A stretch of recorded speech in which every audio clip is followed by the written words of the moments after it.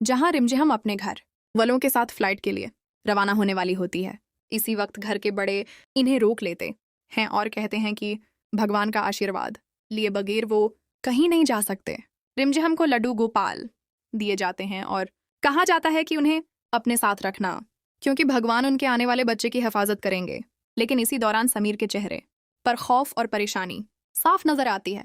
उसे मालूम है कि जिस बच्चे के नाम पर उसने रिमझिम से इतना बड़ा झूठ बोला है, वो हकीकत ज्यादा देर तक छिपी नहीं रह सकती। जैसे ही रिमझिम लड्डू गोपाल को अपने हाथों में लेती है, अचानक उसकी तबीयत खराब होने लगती है। घर में अफरा तफरी मच जाती है। सब लोग डॉक्टर को बुलाने के लिए भागते हैं। रिमझिम बार बार अपने बच्चे के लिए परेशान होती है और कहती है कि इसके बच्चे को कुछ नहीं होना चाहिए। घर वाले उसे तसल्ली देते हैं और जल्दी से कमरे में ले जाते हैं। दूसरी तरफ समीर अंदर ही अंदर टूटने लगता है।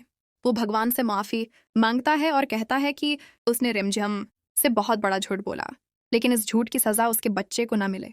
लेकिन उसके बाद कहानी में सबसे बड़ा इंकिशाफ होता है। डॉक्टर रिमझिम को बताता है कि वो हामला नहीं है।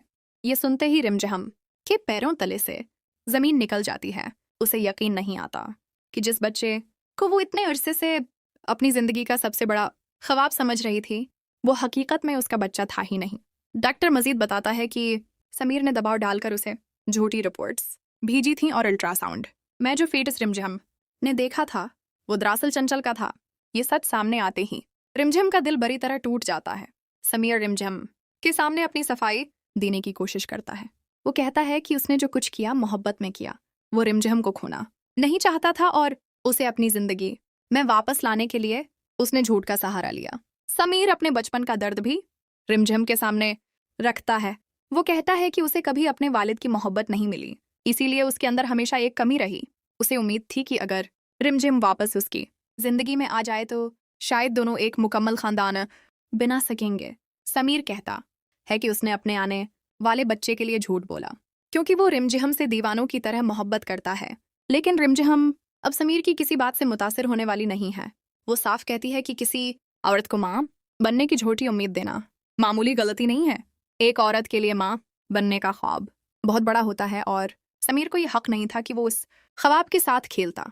रिमझिम समीर को बताती है कि उसकी सबसे बड़ी सजा यही है कि अब उसकी जिंदगी में रिमझिम का प्यार कभी वापस नहीं आएगा।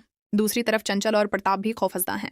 उन्हें लगता है कि समीर के झूठ में साथ देने की वजह से रिमझिम उन्हें भी महल से बाहर निकाल देगी। लेकिन रिमझिम इन दोनों को हैरान कर देती है। वो कहती है कि वो जानती है कि दोनों ने समीर के लिए ये सब क्या था। वो उनसे नाराज नहीं है,